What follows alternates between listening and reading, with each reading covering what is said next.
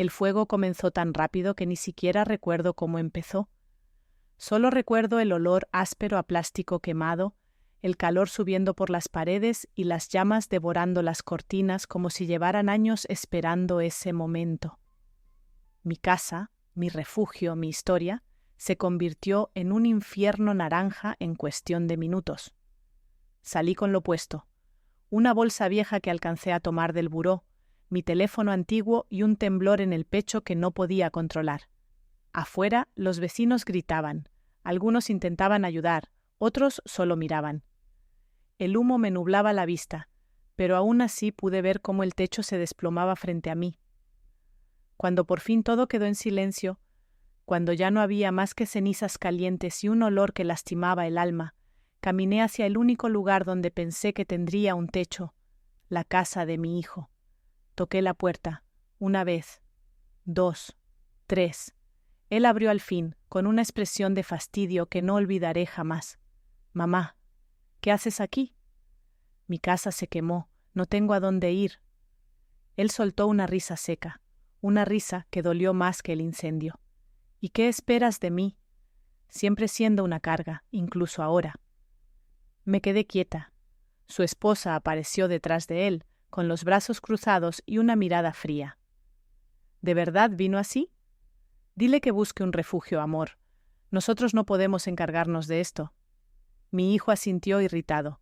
Sí, mamá, estamos ocupados, busca en otro lado. ¿No vas a dejarme pasar?, pregunté. ¿Para qué? No tengo espacio para ti, siempre estorbando. Y sin más, me cerró la puerta en la cara. El golpe resonó en mi pecho como un eco de todas las veces que me había callado para no perderlo.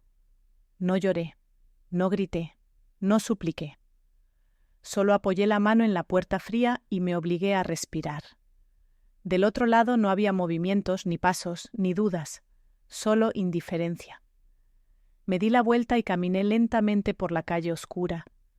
El humo seguía flotando en el aire, olía a fin, a pérdida, a abandono. Yo, cubierta de ceniza, parecía una sombra buscando un rincón donde no romperse. Llegué a un pequeño parque. Me senté en una banca metálica y saqué mi teléfono viejo. Ese que casi nadie sabía que aún guardaba. Lo sostuve entre las manos. Mis dedos temblaban. Años sin marcar ese número. Años sin escuchar su voz. Él no era mi hijo de sangre, pero lo crié. Le di techo, le di comida, lo defendí de la calle, de la pobreza, de la soledad. Y un día él levantó vuelo, hasta convertirse en alguien importante, alguien respetado, alguien que jamás me llamó carga. Respiré hondo y marqué. La llamada sonó una vez, 2, 3. «Madre, ¿está bien?» Suena como si hubiera pasado algo grave. Cerré los ojos. Mi casa se quemó, dije apenas en un susurro. Del otro lado hubo silencio. No un silencio cruel, un silencio de urgencia, de alguien que escucha de verdad. «¿Dónde está?» «En la calle». «Voy por usted». «¿En coche?», pregunté sin pensar. Él soltó un leve respiro casi molesto. «No, llego en 5 minutos, no se mueva». 5 minutos. 5 minutos para alguien que vivía lejos. 5 minutos para quien nunca dejó de considerarme su familia. Colgué. Mis manos seguían temblando, pero esta vez de alivio. El sonido llegó antes que la luz. Un rugido profundo cortó la noche. Las hojas de los árboles se agitaron como si una tormenta descendiera del cielo, y entonces lo vi, un helicóptero negro bajando entre columnas de humo. Las luces encendidas atravesaban la oscuridad, iluminando mis manos llenas de ceniza. Los vecinos salieron de sus casas, sorprendidos. Algunos murmuraban, otros apuntaban con el dedo, sin entender. El helicóptero aterrizó en la cancha del parque, levantando polvo y restos de ceniza que aún flotaban en el aire. Yo me levanté, pequeña ante aquella máquina enorme, pero por primera vez en mucho tiempo, vista. La puerta lateral se abrió, y él bajó, elegante, seguro, con la mirada llena de determinación. Me caminó hacia mí bajo la luz blanca del helicóptero, entre humo y viento. Se detuvo frente a mí. Me miró a los ojos. y pronunció solo 3 palabras. 3 palabras que mi hijo nunca había tenido el corazón de decirme: tú conmigo, siempre. Y en ese instante supe que ese rescate no era casualidad. Era el inicio del día en que todo cambiaría, incluido el futuro de mi propio hijo. Cuando el helicóptero se alejó con nosotros a bordo, dejando atrás las cenizas de mi casa y el eco frío de la puerta que mi hijo me había cerrado en la cara, una parte de mí regresó, sin aviso, al pasado. No al pasado bonito, si es que alguna vez lo tuve, sino al que me forjó, al que me enseñó a sostenerme sola aunque el mundo entero me diera la espalda. A veces los recuerdos no llegan por nostalgia, llegan por necesidad. Yo tenía apenas 20 años cuando la vida me enseñó que la pobreza no es solo falta de dinero, sino falta de alguien que te tienda la mano sin esperar nada a cambio. Vivía en un cuarto diminuto en una azotea. Las paredes olían a humedad, el techo goteaba cuando llovía y el colchón era tan delgado que podía sentir la madera debajo de mí. Trabajaba limpiando casas, lavando ropa ajena, y en las noches hacía tortillas para vender al día siguiente. Cada moneda que ganaba se me iba en renta, en comida barata y en remendar la vida que siempre parecía romperse por el mismo lado. Fue en ese entonces cuando lo conocí, al niño que años después bajaría de un helicóptero para rescatarme como si fuera lo más natural del mundo. Su nombre era Mateo. Lo encontré una tarde fría, sentado en la banqueta frente a una tienda cerrada. Tenía unos 8 años, la ropa sucia, las manos tiritando y una mirada perdida que me partió el pecho. —¿Dónde está tu mamá? —le pregunté. —No sé. —¿Y tu papá? —No tengo. Quise seguir mi camino. Ya tenía suficiente, con mis propios problemas. Pero algo en él, en esos ojos enormes y asustados, me hizo sentarme a su lado. —¿Has comido? Movió la cabeza en silencio. Le compré un pan y un jugo con el poco dinero que llevaba.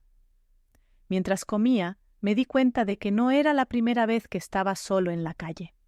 Tenía ese tipo de silencio que solo tienen los niños que ya aprendieron a no llorar. Esa noche lo llevé a mi cuarto. No era mucho, de hecho, no era casi nada, pero era caliente y seguro.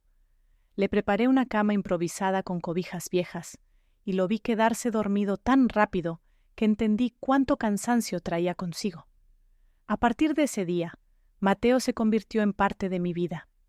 No fue un acto impulsivo, fue instinto, instinto de proteger, instinto de cuidar a quienes no tienen a nadie.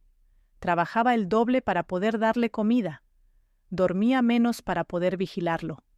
Le enseñé a leer, a escribir su nombre, a sumar monedas. Él, a cambio, me daba algo que yo no sabía que necesitaba: compañía.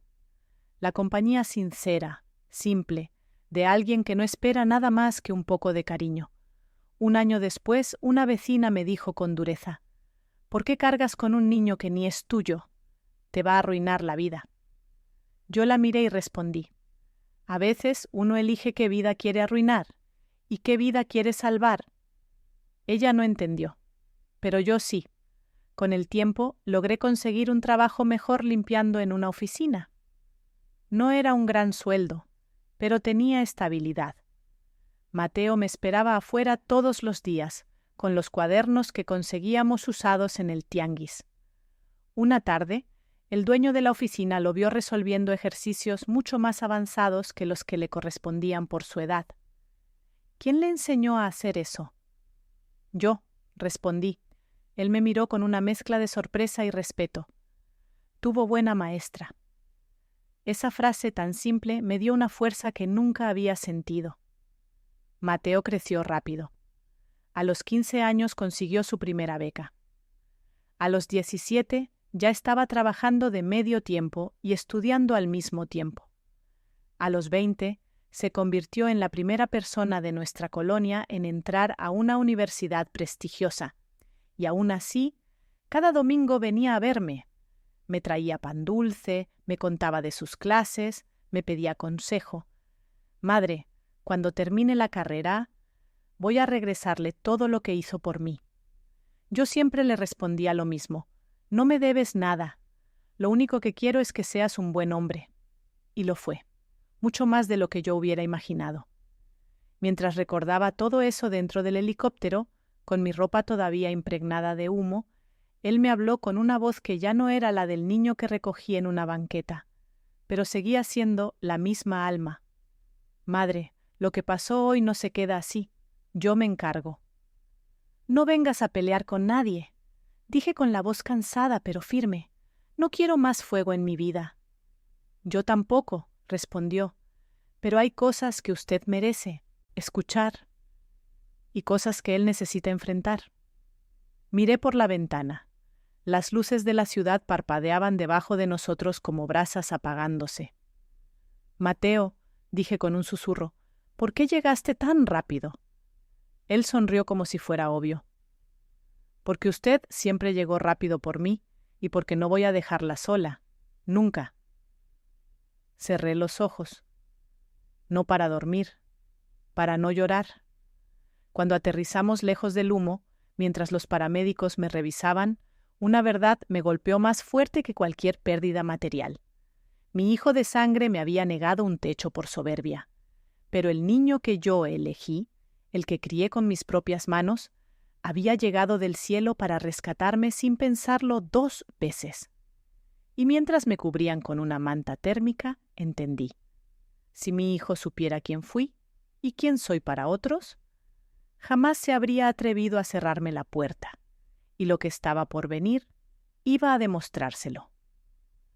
Cuando los paramédicos terminaron de revisarme, me envolvieron en una manta térmica y me senté en la parte trasera de la ambulancia. El helicóptero ya había apagado sus luces, pero el eco de las hélices seguía vibrando en mis oídos como si aún estuviera descendiendo del cielo para salvarme. Mateo estaba a mi lado, con la mirada firme, la mandíbula apretada y un silencio que decía más que cualquier frase larga.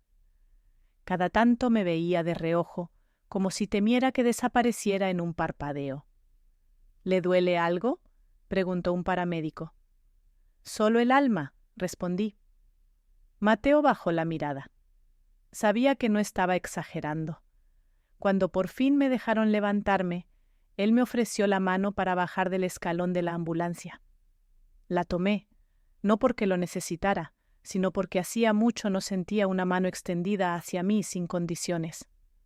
¿A dónde quiere ir?, preguntó. No tengo casa. Entonces venga conmigo. Tengo un lugar para usted. No quiero ser carga. Él se detuvo en seco y me miró con dureza. No vuelva a repetir esa palabra. Usted nunca ha sido una carga. Sus ojos ardían con algo que no supe identificar al principio. ¿Coraje? ¿Pena? ¿Lealtad? Quizá las 3.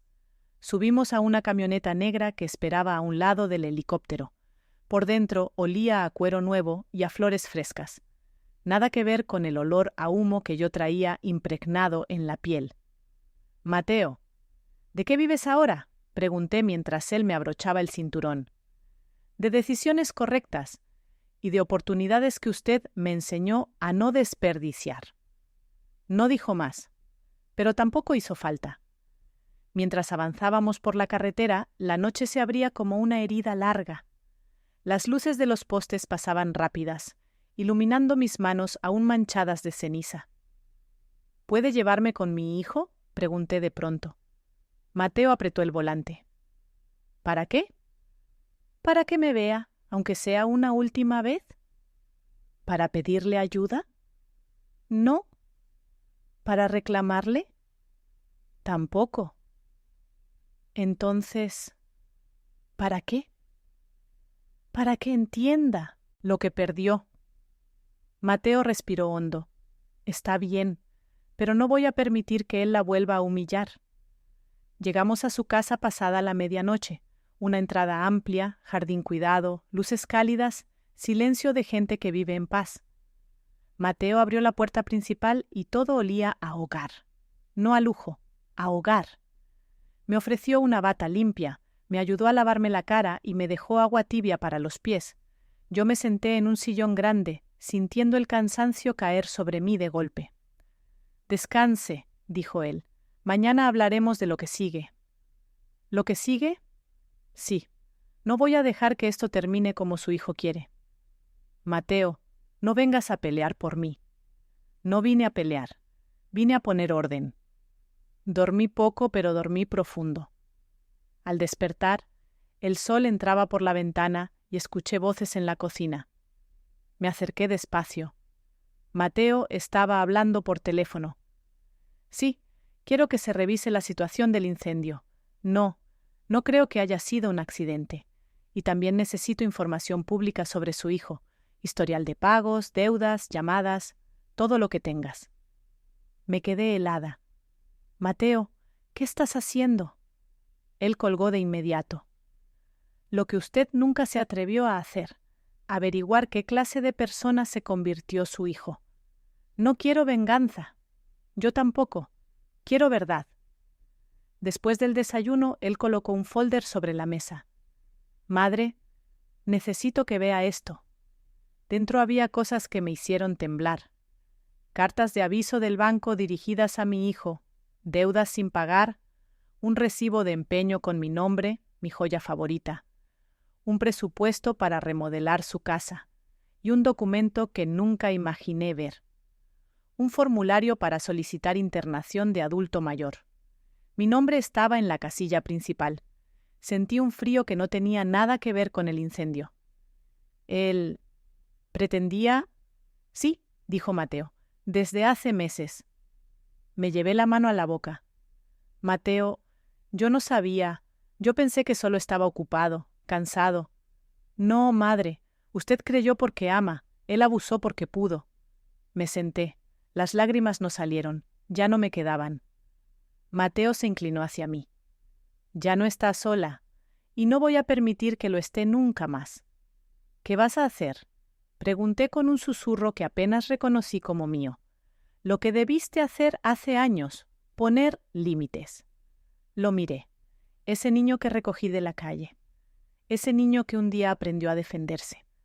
Ahora estaba frente a mí como un hombre que sabía exactamente qué hacer. Pero la decisión final es suya, agregó. Yo solo voy a caminar a su lado.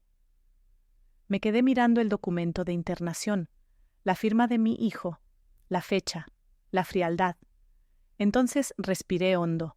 Me levanté, tomé mi bolso y dije, Mateo, ya sé qué voy a hacer. Él me vio con un respeto que pocas veces en mi vida había sentido. ¿Estás segura? ¿Sí?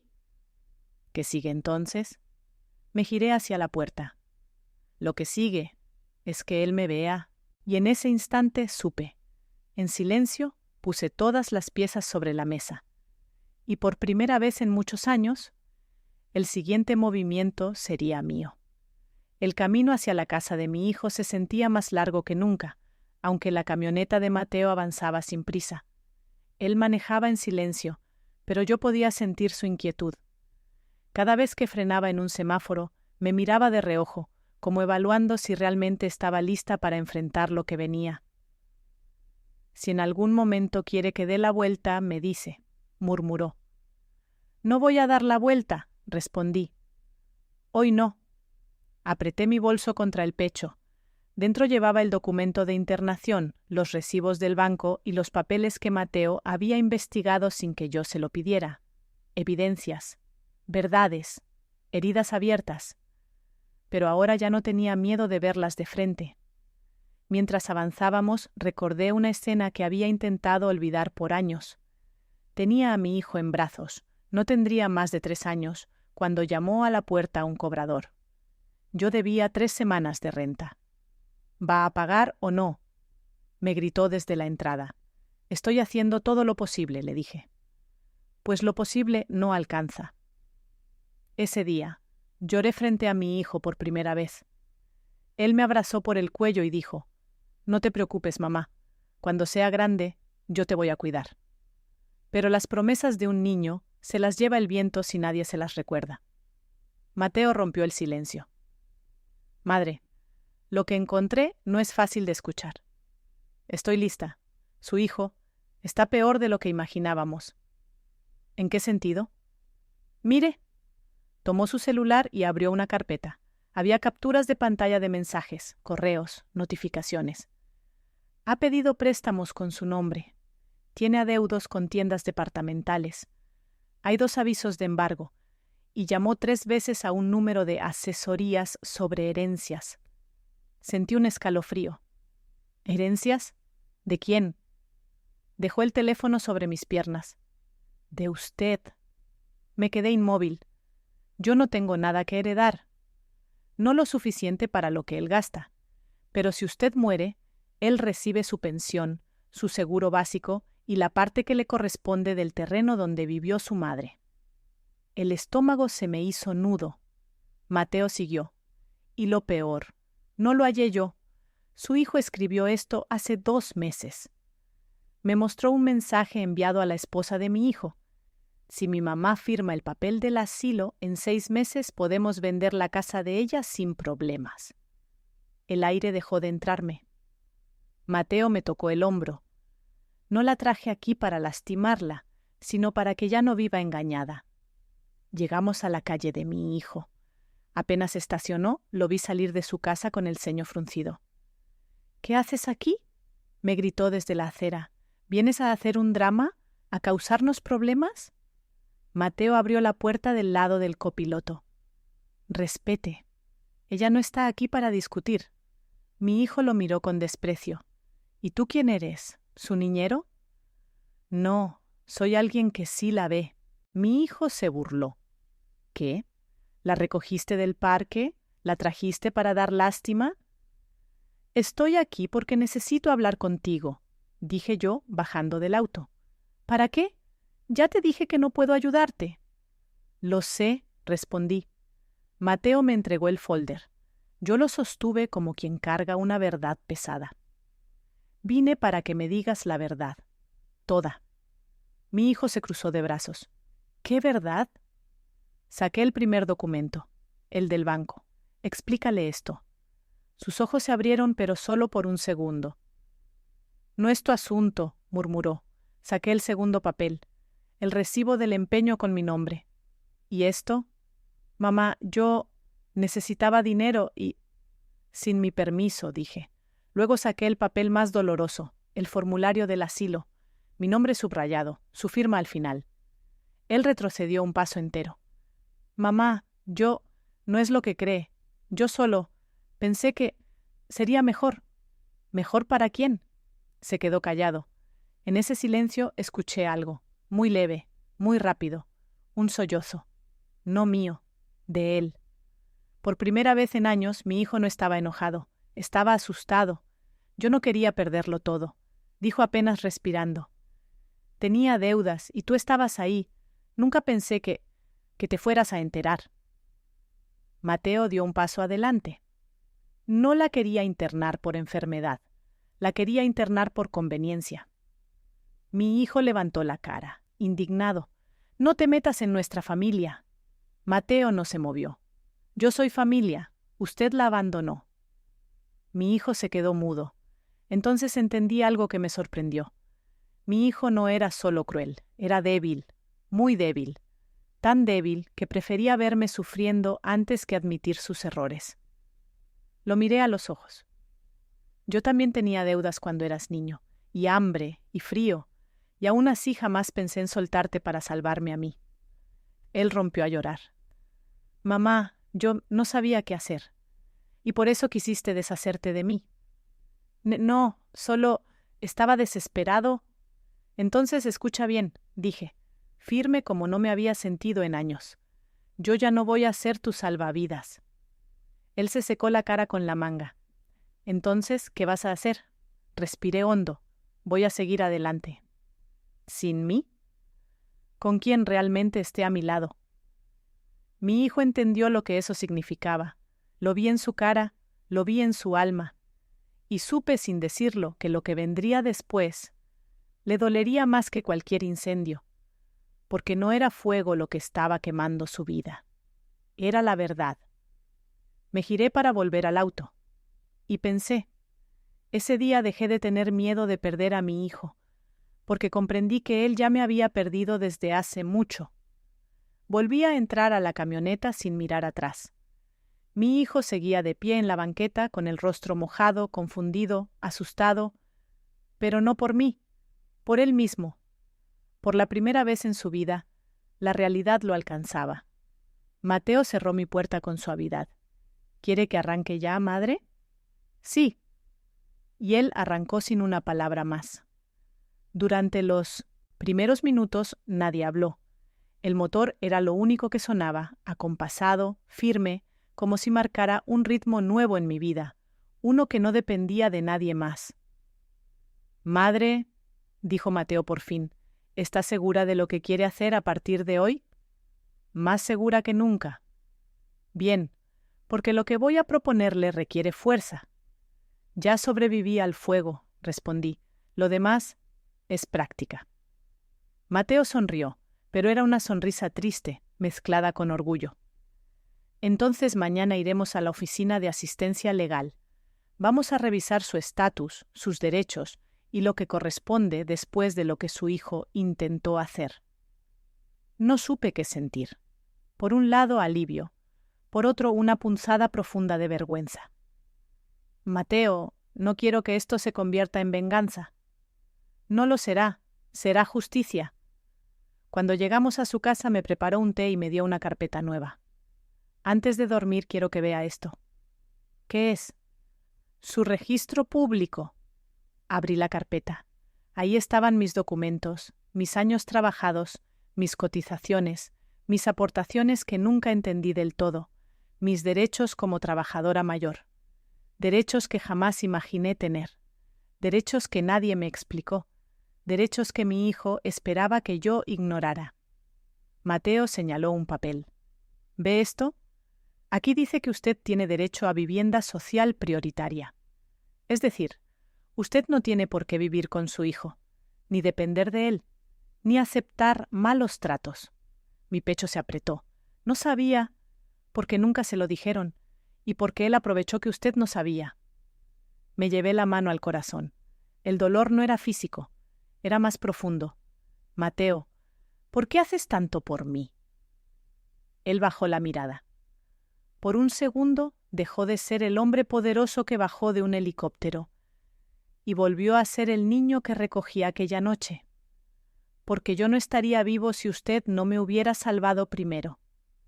Esa noche dormí en un cuarto de huéspedes, con la ventana abierta y el sonido lejano de la ciudad entrando como un respiro nuevo. Pero a las 6 de la mañana ya estaba despierta. Lavé mi cara, me puse una blusa limpia que Mateo había dejado sobre la silla y me miré al espejo largo del pasillo.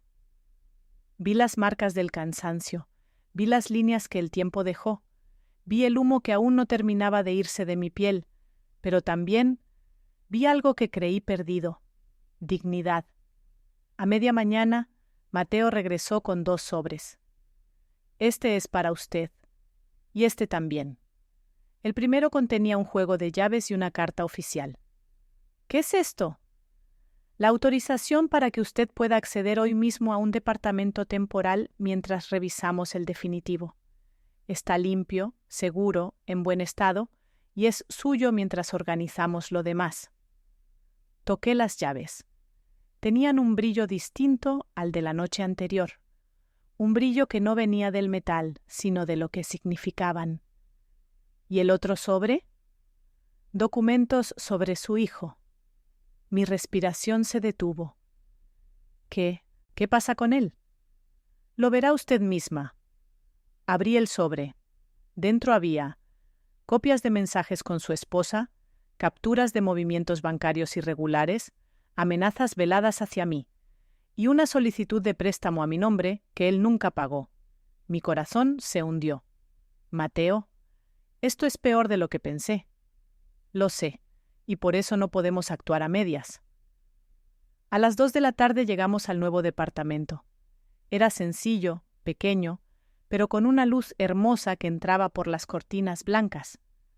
Había una cama firme, una mesa redonda, una silla de madera y un armario vacío. Vacío como yo me sentía, pero listo para llenarse. Voy a traer sus cosas salvables del incendio mañana, dijo Mateo.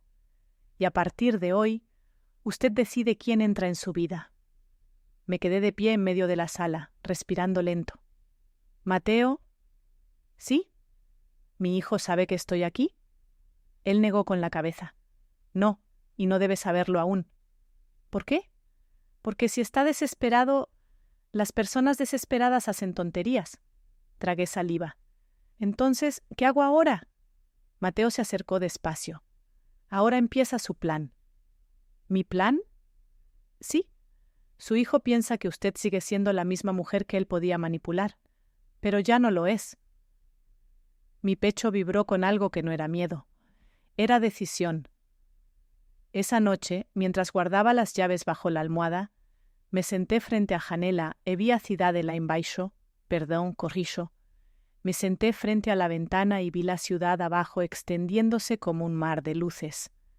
Pensé, corrijo, y pensé, no tengo hogar todavía, no tengo casa, no tengo mis cosas, pero tengo algo que creí haber perdido para siempre, mi camino. Mateo pasó por la puerta antes de irse.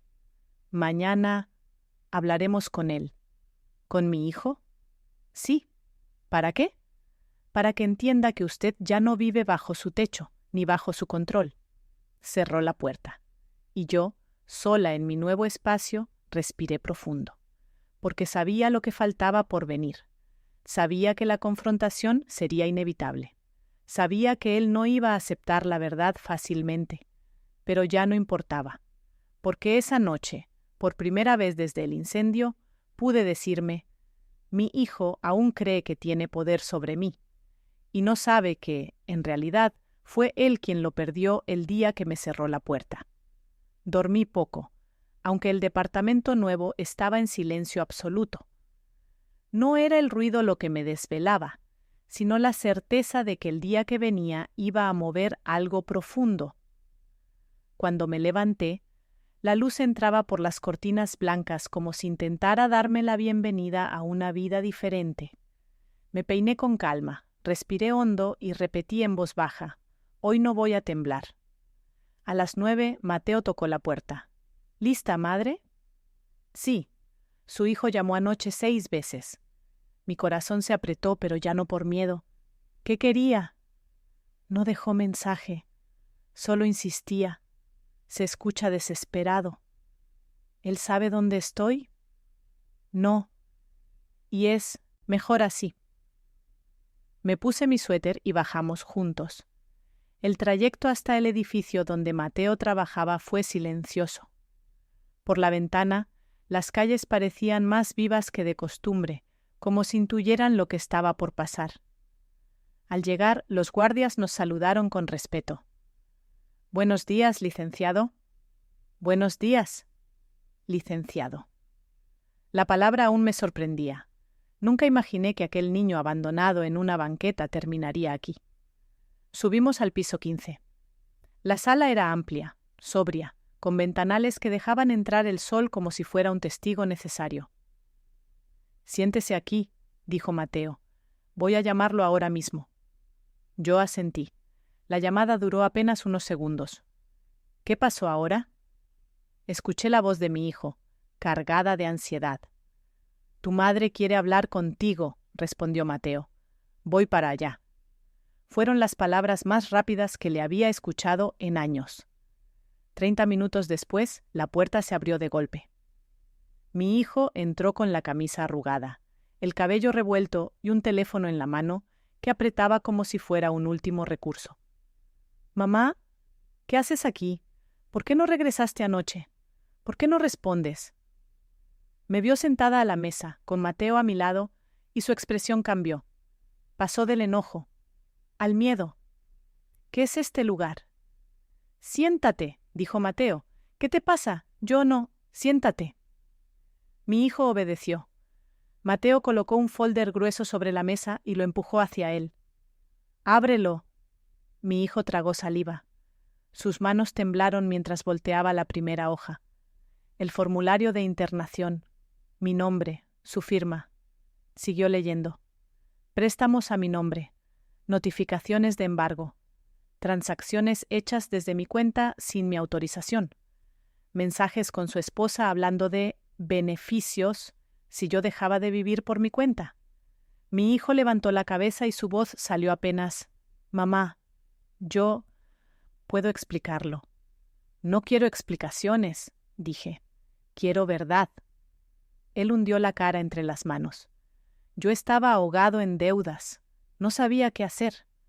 Pensé que si tú entrabas al asilo, el Estado te cubría y yo podría estabilizarme.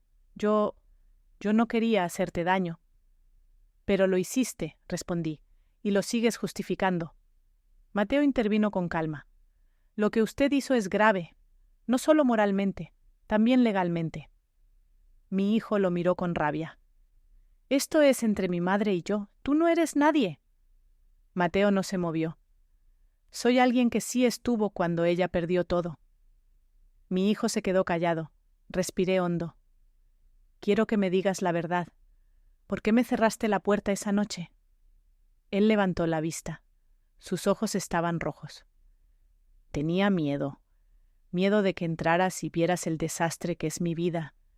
Miedo de que me pidieras ayuda cuando yo no puedo ayudarme ni a mí. Miedo de perder lo poco que me queda. Entonces decidiste perderme a mí. No quería perderte, dijo llorando. No sabía cómo sostenerme. Y por eso intentaste deshacerte de mí. Él no respondió. No podía. Mateo me entregó otro documento. Muéstrele esto. Lo puse frente a mi hijo. Él lo leyó. Su rostro se contrajo. ¿Qué es esto? Mi inscripción oficial a vivienda independiente. Mi solicitud aprobada. Mi nuevo domicilio. ¿Te vas a ir?, preguntó él con un hilo de voz. Ya me fui. No puedes. Mamá, por favor, yo te necesito. Me necesitaste cuando te convenía, pero cuando yo necesité a alguien, tú me dijiste que era un estorbo. Él me miró como si el mundo se estuviera rompiendo bajo sus pies. Mamá, por favor, no me abandones. Lo observé en silencio. Por muchos años fui yo quien se arrodilló para recogerlo. Ese día era él quien lo hacía. Levántate, dije al fin, no te quiero en el suelo. Pero también no voy a volver al lugar donde me pusiste. Su llanto se apagó de golpe. Era un niño perdido en el cuerpo de un hombre. Mateo se acercó a mí. Hoy él entendió lo que tenía que entender. Mi hijo me miró, deshecho. ¿Qué entendí, mamá? Me levanté despacio. Que la frase que me gritaste aquel día: no eres nadie sin mí, siempre fue al revés. Él cerró los ojos como si esas palabras lo partieran. Tomé mi bolso, me dirigí a la puerta, y antes de salir dije: lo que viene ahora va a cambiarlo todo. La sala quedó en un silencio tan denso que parecía ocupar más espacio que nosotros tres juntos. Mi hijo seguía sentado frente a la mesa, con el folder abierto, los papeles esparcidos y la mirada perdida como si no reconociera el mundo que él mismo había creado. Mateo se acercó a mí con un gesto firme, discreto. ¿Lista para continuar?, me preguntó en voz baja. Sí, respondí, pero ya no por él, por mí. Nos sentamos de nuevo. El aire estaba tenso, cargado, pero no de odio, de verdad. La verdad siempre pesa más que los gritos. Voy a hacerte 3 preguntas, dije mirando a mi hijo a los ojos. No voy a repetirlas, y no quiero excusas, solo respuestas. Él asintió tragando saliva. Primero, ¿firmaste el formulario para internarme? Bajó la mirada. Sí. Segundo, ¿usaste mi nombre para pedir dinero? Asintió otra vez, muy despacio. Sí. Última. ¿Pensaste siquiera un momento en lo que yo sentiría cuando me cerraste la puerta aquella noche? Sus labios temblaron. Intentó hablar, pero no logró articular nada. Solo una exhalación rota salió de su boca. Eso era suficiente. Mira, dije apoyando las manos sobre la mesa. He pasado décadas creyendo que si te daba amor, tolerancia y paciencia, ibas a encontrar tu camino. He justificado tus arranques, tus silencios, tus faltas. Te he defendido frente a familia, vecinos y hasta frente a mí misma. Mateo me observaba en silencio. Había orgullo en sus ojos y un respeto que jamás encontré en mi propio hogar. Pero nada de eso te ayudó, continué. Al contrario, te acostumbraste a que yo fuera la red que sostenía tu vida y usaste eso como arma. Mi hijo cerró los ojos como si mis palabras fueran demasiado para escucharlas despierto. ¿Sabes qué es lo más doloroso? Él levantó la vista, rojo, vulnerable. Que tú no te convertiste en quien eres hoy por culpa de la pobreza, ni por falta de oportunidades, ni por mala suerte. Él frunció el ceño. Te convertiste en esto porque pensaste que yo nunca iba a tener el valor de decir basta. Un sollozo escapó de su garganta. El tipo de sollozo que no nace del dolor ajeno, sino de la culpa propia. Mateo abrió otro folder. Uno que hasta ese momento no había visto. Esto es importante, dijo él. Lo colocó frente a mi hijo. Dentro había fotografías que yo creí perdidas hace años. Yo trabajando limpiando casas, con las manos llenas de detergente, el cabello recogido con un pañuelo viejo. Yo cargando bolsas de mercado bajo la lluvia para ahorrar en transporte. Yo dormida, agotada, con el de niño encima de mi pecho. Mi corazón se apretó. No sabía que alguien había guardado aquello. ¿De dónde sacaste estas fotos?, murmuré. Mateo me miró con suavidad. De la persona que estuvo con usted cuando perdió todo por primera vez. No entendía. ¿Quién? La vecina que la ayudó cuando su esposo la dejó sin nada. Me quedé helada. Ese era el último pedazo do pasado, perdón. Ese era el último pedazo del pasado que nunca quise recordar. Mi hijo frunció el ceño. ¿Qué tiene que ver mi papá en todo esto? Respiré hondo. Tiene que ver porque tú estás repitiendo exactamente lo que él me hizo.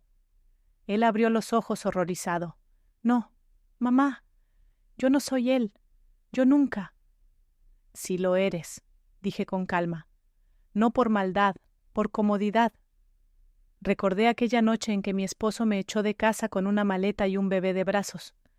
Recordé la lluvia, el frío, la sensación de que el mundo se había acabado. Recordé la puerta cerrándose en mi cara, la misma puerta que mi hijo me cerró décadas después. Te pareces más a él de lo que crees. Mi hijo se desplomó contra la silla, destrozado. Yo no quería ser como él, yo te lo juro, no quería. Y aún así lo fuiste. Era una verdad crua, perdón, era una verdad cruda, pero necesaria. Mateo intervino, no para protegerme, sino para poner orden. Escuche bien, dijo a mi hijo. Usted no perdió a su madre por sus errores. La perdió por su soberbia. Mi hijo se secó el rostro con la manga. Entonces, ¿qué hago ahora? ¿Cómo arreglo esto? Primero, dije, aceptar que sí lo hiciste. Segundo, dejar de buscar lo que puedes sacar de mí. Tercero, empezar a reconstruirte como hombre. ¿Y tú?, preguntó él con voz rota. ¿Vas a volver a casa conmigo? No. La palabra cayó entre nosotros como una piedra en un estanque. Ondas de realidad se expandieron, ondas de realidad se extendieron en su rostro. Me levanté. Voy a darte un espacio para que te encuentres, para que sanes, para que dejes de repetir lo que viste de niño. ¿Y nosotros? Te quiero, pero no voy a vivir bajo tu techo, ni bajo tu miedo, ni bajo tus condiciones. Mi hijo apretó los puños. Entonces, ¿me estás dejando? No, dije, me estoy eligiendo. Mateo abrió la puerta para mí. Antes de salir volví a mirar a mi hijo. Lo que venga después depende de ti. Pero lo que viene para mí, respiré hondo. Es una vida donde ya no camino con vergüenza, sino con nombre propio. Y salí. Con silencio, con dignidad, con rumbo. El aire afuera del edificio estaba más frío de lo que recordaba. Quizá era yo quien había cambiado. Sentía mis pasos más firmes, como si cada uno de ellos fuera un pequeño triunfo que la vida me debía hacía años. Mateo caminó conmigo hasta la camioneta. ¿Quiere que la lleve a su departamento? No todavía, respondí. Quiero ver algo más. Él sonrió como si supiera exactamente qué necesitaba. Entonces vamos. Le pedí que me llevara a lo que quedaba de mi antigua casa. Quería enfrentar lo que quedaba de mi vida anterior, no para lamentarme, sino para despedirme. Cuando llegamos, los bomberos ya no estaban. Solo había un terreno oscuro, humeante, con restos carbonizados que alguna vez fueron mis muebles, mis fotos, mis recuerdos. La pared donde colgaba el único retrato de mi madre se había desplomado por completo. Pero no sentí tristeza. Sentí espacio, espacio para renacer. Me agaché, recogí un pequeño trozo de madera chamuscada y lo guardé en mi bolso. No por nostalgia, pensé, sino para recordar que sigo de pie. Mateo me observaba en silencio. No queda nada, murmuré. «¿Queda usted?», respondió. Ese mismo día, mientras él hacía llamadas desde el auto, fui al departamento temporal para terminar de acomodar las pocas cosas que tenía. Una manta nueva, un vaso limpio, un cuaderno. Con cada objeto que ponía en su lugar, sentía que estaba construyendo algo que nunca antes me había permitido. Un espacio que fuera solo mío. A las 5 de la tarde Mateo regresó. «¿Cómo se siente, madre?» «Como alguien que está empezando de nuevo». Eso es lo que es. Se acercó a la ventana y me entregó un sobre. Esto llegó hace rato. Lo abrí. Dentro había un documento oficial. Asignación de vivienda definitiva. Un apartamento pequeño pero luminoso ubicado cerca de un parque. Un lugar tranquilo, con vecinos mayores, un centro de actividades y talleres gratuitos. ¿Es mío?, pregunté en voz baja sin creerlo. Sí, por derecho, no por caridad. Sentí que el aire me faltaba. Luego las lágrimas me encontraron, no por tristeza, sino por alivio. Mateo, nunca imaginé. Usted merece esto y más.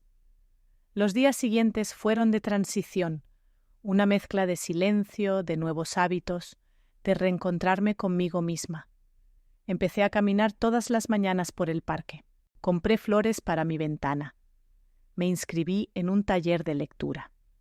Hice amigas nuevas, mujeres que, como yo, cargaban historias que habían escondido demasiado tiempo.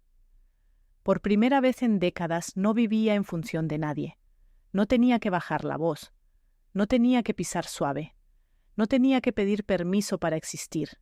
Yo era yo. Una tarde, mientras organizaba mi armario, mi teléfono sonó. Era mi hijo. Respiré hondo antes de contestar. «Mamá, ¿podemos vernos?» Su voz no sonaba exigente, ni molesta, ni manipuladora. Sonaba humana. «Sí», respondí. «Podemos vernos». Quedamos de vernos en una pequeña cafetería cerca del parque. Cuando llegó, lo reconocí, pero también lo vi distinto. Sus hombros caídos, ojeras profundas y un nerviosismo que nunca antes había mostrado. «Mamá, gracias por venir». «Siempre vendré cuando vengas con verdad». Él bajó la mirada. «Tienes razón». Nos sentamos. «Quiero pedirte perdón», dijo con la voz quebrada. «Por todo. Por la puerta. Por el asilo. Por el dinero. Por no ser el hijo que mereces». «No busco que seas perfecto», respondí. «Solo que seas honesto». Él asintió limpiándose los ojos. «Empecé terapia hace 2 días». Me alegra escucharlo. También me terminé con todas las cuentas que tenía ocultas. Estoy buscando trabajo. Trabajo de verdad. Lo miré largo rato. Había algo nuevo en él, algo que no había visto en años. «Eso es un buen inicio», dije. Él respiró profundo. «¿Puedo saber dónde vives ahora?» «Tal vez algún día», respondí con suavidad. «Cuando sea seguro, cuando no lo preguntes por necesidad, sino por amor». Él asintió, no insistió. Esa fue la primera señal de que, por primera vez, me estaba escuchando de verdad. Al volver a mi departamento, encontré un pequeño paquete en la puerta. Era de Mateo. Adentro, una nota. «Para la mujer que me enseñó lo que significa levantarse de las cenizas. Gracias por salvarme cuando yo no tenía a nadie. Y debajo, un llavero nuevo. Con una sola palabra grabada: libertad. Lo sostuve entre los dedos durante un largo momento, no por el objeto, sino por lo que representaba. Un cierre, un comienzo, una vida mía, por fin mía. Me serví un vaso de agua, abrí la ventana y dejé que el aire fresco entrara. Miré la ciudad iluminada, respiré profundo y dije en voz baja: pensaron que me rompían, sin saber que cada vez que me rompieron me hice más fuerte. No quedé hecha pedazos, quedé hecha fuego nuevo. Y por primera vez en muchos años, brindé por mí,